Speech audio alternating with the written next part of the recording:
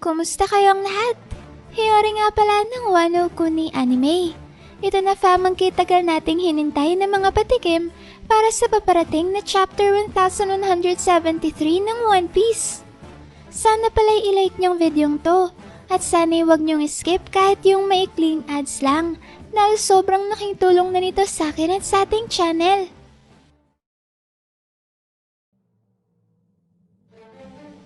Ang chapter na to fam ay pinamagatang This is the Elbaf that I love. Maalala nga natin sa huling chapter na nagtapos na sa wakas ang napakahaba at napakagandang flashback na naglalaman ng kwento ng mga legend ng old era ng mga pirata. Kasama na rin ang storya ng nakakalungkot na katotohanan sa likod ng pagkamatay ni King Harald. Kasunod naman nga niyan fam ay ang pagpapalayan ni Hyrodin kay Prince Loki. Pagkatapos niyang malaman na inosente palang kanyang kapatid sa nangyaring malagim na trahedya sa Aurus Castle, pati na sa biglaang pagkasawi ng kanilang ama. At sa dulo nga ng lahat ng yan ay umakyat ng crew ni Hyrodin pabalik sa Sunrealm sa pamamagitan ng higanteng elevator. Samantalang si Prince Loki naman ay hinarap ang isa sa mga nightmare monsters sa St. Killingham na isang dambuhalang Draugr, habang manghang-mangha siyang pinapanood ni Luffy. Si Sanji naman ay makikita rin natin na sinama si Nagaban at Chopper habang siya ay nagsa-skywalk pabalik sa itaas. Pagkatapos naman nga ng mabilisang recap na yan fam, ay kagad na nagsimula ang bagong chapter sa pagpapakita ng kinaroroonan ng iba't ibang mga grupo sa Sunrealm, kagaya ng Straw Hats, Holy Knights, Demonized Giant Warrior Pirates, Nightmare Monsters sa St. Killingham, at mga natitirang mandirigmang giants na hindi pa natatransform ng Domi Reverse ni Imsama. Pagkatapos yan fam, may sunod namang pinakita si Elder Jarul na ngayon ay nagdesisyon na ngang ipagtapat sa buong Elbaf kung ano talaga ang totoong nangyari sa Aurus Castle. Kasama na nga rin dyan fam ang ginawang pagtatraidor at pagmamanipula ng world government kay King Harald na nagresulta upang mapilitan si Prince Loki na tapusin ang buhay ng kanyang sariling ama. Dahil nga dyan fam ay alam na ngayon ng buong Elbaf na wala talagang kasalanan si Prince Loki sa nangyaring malaking trahedya sa kastilyo. Ipinagtapat na rin dito ni Elder Jarul ang tungkol sa pag-ako ni Prince Loki sa iba pang krimen na si King Harald talagang gumawa dahil sa pagkontrol sa kanya ng world government, katulad ng pagpaslang sa hindi bababa sa 100 mga mandirigmang giants na nagsilbi bilang mga gwardya ng Aurus Castle. Kaya naman ngayon ay alam na ng lahat ng mga mamamayan ng Elbaf na inosente talaga ang accursed prince at inakulang niya ang lahat alang-alang sa ikapapanatili ng magandang reputasyon na iniwan ng kanyang ama. At dahil nga sa paghahayag ni Elder Jarul tungkol sa ginawang panniling ng kay King Harald, ay inanunsyo niya sa lahat na magdedeklara ng Elbaf ngayon ng digmaan laban sa world government. Pagkarinig naman niya ng mga mamamayan ng Warland ay kagad silang sumang-ayon kay Elder Jarul at nakiisa sa magaganap na matinding digmaan para sa kanilang bayan. Kagaya naman ng mga mamamayan ng Warland ay narinig din ni Imsama at ng mga Holy Knights ang matapang na deklarasyon na ito ni Elder Jarul at ng buong Elbaf. Kaya naman dahil dyan fam ay makikita natin ngayon si Imsama sa katawan ni Ganko kasama sina Saint Summers at Saint Killingham na naghahanda na sa pakikipaglaban upang salubungin ang hamon ng mga giants. Grabe fam, ang ganda ng setup dito ni Oda sa mangyayari sa dulo ng Elbaf Arc. Ngayon kasing malaya na si Prince Loki ay makakatiyak tayo na malaki ang kanyang gagampanan sa magaganap na digmaan sa pagitan ng Elbaf at ng persa ni Imsama. At sa oras nga na manalo ng Elbaf sa digmaan, ay siguradong tatanggapin na ng mga giants ang accursed prince bilang siyang karapat-dapat na sunod na hari ng Warland. Lalong-lalo na fam at alam na ngayon ng Elbaf ang tungkol sa ginawang malaking sakripisyo ni Prince Loki. Masiguro lang na hindi mababaliwala ang lahat ng mga pagsisikap na ginawa ni King Harald. Kumbaga naiintindihan na ngayon ng buong Elbaf na handa ang accursed prince na saluhin ang lahat ng sisi at galit ng mga mamamayan. Matiyak lang na hindi masisira ang legasiya na matagal na pinaghirapan ng kanyang ama. Dahil nga dyan ay mas ma-appreciate na ng mga mamamayan ng Elbaf ang kahalagahan ni Prince Loki. Kaya kikilalanin na siya ng mga ito bilang kanilang hari.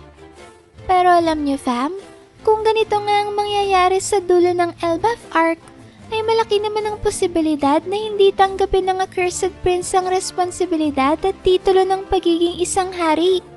Alam naman natin na malaki ang paghanga ni Prince Loki kay Rox, kaya siguradong mas pipiliin niya na mamuhay bilang isang pirata katulad ng kanyang iniidolo, imbes na maging isang hari. Kaya naman yan ang dahilan kung bakit ipapaubaya na lang ng accursed prince ang trono ng Elbaf sa kanyang nakatatandang kapatid na si Hyrule. Ibig sabihin yan fam, ay mas tataas na ngayon ang tsansa na tanggapin na nga ni Prince Loki ang alok sa kanya ni Luffy na maging sunod na miyembro ng Straw Hat Crew. Nakakatuwa talagang isipin ng mga pinuno ng malalaking teritoryo sa New World katulad ng Wano at Elbaf ay pawang mga matatalik na kaibigan ni Luffy. At yun na nga fam, sina Kozuki Momonosuke ng Wano at Hyrule o Prince Loki naman ng Elbaf. Para tuloy ang nangyayari ngayon fam, ay iniipon ni Luffy ang mga dating miyembro ng Ancient Kingdom upang ihanda ang mga ito sa nakatakdang maling paglaban ng D-Clan sa mapang-aping kapangyarihan ni Im-sama at ng World Government. Nako, mukhang hindi pala talaga nagbibiro si Oda sa sinabi niya sa nakaraang Jump Festa na maganda na nga raw tayong mga One Piece fans sa napakabilis na takbo ng kwento ngayong taong 2026. Sa pagpapatuloy naman ng chapter fam, ay lumipat na ngayon ng eksena sa iba pang Straw Hats na sina Jinbei, Nami, Robin at Usopp. Dito fam ay makikita natin ng mga Straw Hats na ito na kasalukuyan pa ring nakatali sa napakatibay na Arrow Fruit ability ni Ganko.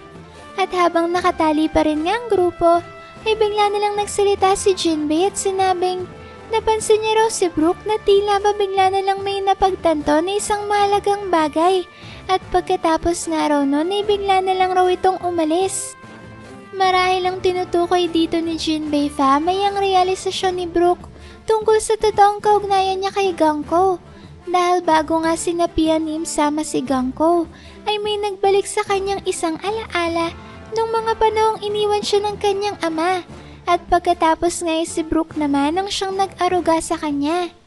Dahil dyan fam, ay baka malapit na rin nating makita ang flashback ni na Brook at Ganko na magpapakita ng kanilang nakaraan at kung papanong napunta si Ganko sa pagiging tagapagsilbi ni Im-sama sa Pangaea Castle.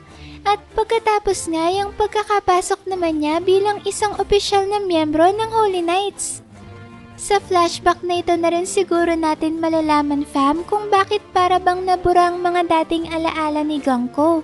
At kung papanong nangyari na pareho silang may Arrow Fruit ability ni Im-sama. Dahil kung matatandaan nga natin fam, ay ginamit rin ni Im-sama ang parehong Arrow ability na ito upang atakihin sina King Nefertari, Cobra at Sabo sa nagdaang reverie sa Marishwa. Posible kaya fam na hindi talaga isang celestial dragon si Ganko at binura lang ni Im-sama ang kanyang mga totoong alaala upang gawin siyang isang vessel? Kayo fam, ano sa tingin nyo? Ano nga kayang binabalak ni Brook at iniwan niya ang kanyang mga kapwa Straw Hats upang magsagawa ng kanyang sariling plano? Nakaisip kaya si Brook ng maaaring maging kahinaan ng mga Holy Knights? Pagkatapos naman yan fam, may dadako na tayo sa dulong bahagi ng chapter kung saan makikita natin ang crew ni Hyrule kasama si Zoro na ngayon ay kaharap ng demonized versions ng giant warrior pirates na pinamumunuan ni Dory at Brogy. Dito fam, may napansin ng grupo ang isa sa mga mekanismo ng Domi Reverse ni Im-sama, kung saan sa oras nga na mapunta ang sino man sa pagitan ng dalawang individual na nasa ilalim na ng epekto ng itim na kapangyarihang ito, ay mabilis silang magta-transform bilang isang demon at mahuhulog sa bitag ng kalaban. Sa kabila naman ng tila pagkadehado ng grupo ni na Hyrule ay biglang nagsalita si Zoro At sinabing meron daw siyang naisip na magandang plano para ma-counter ang epekto ng Domi Reversi. Nakakatuwa naman fam na si Zoro pa talaga ang nakaisip ng magandang strategy para matapatan ng parabang napaka-overpowered na kapangyarihan na yan ni Im-sama. Ano kayang niisip ni Zoro fam? At alam niya bang matinding advanced conqueror Saki lang ang kahinaan ng mga individual na napasailalim sa epekto ng Domi Reversi? Katulad na lang nga fam sa nangyaring matinding bakbakan sa pagitan ni na Roger at Garp laban kay Rox, ay malinaw na sa atin ngayon na matinding bulto lang ng Advanced King Saki ang tanging makakapagpawalang bisa ng Domi Reversi ni Im-sama.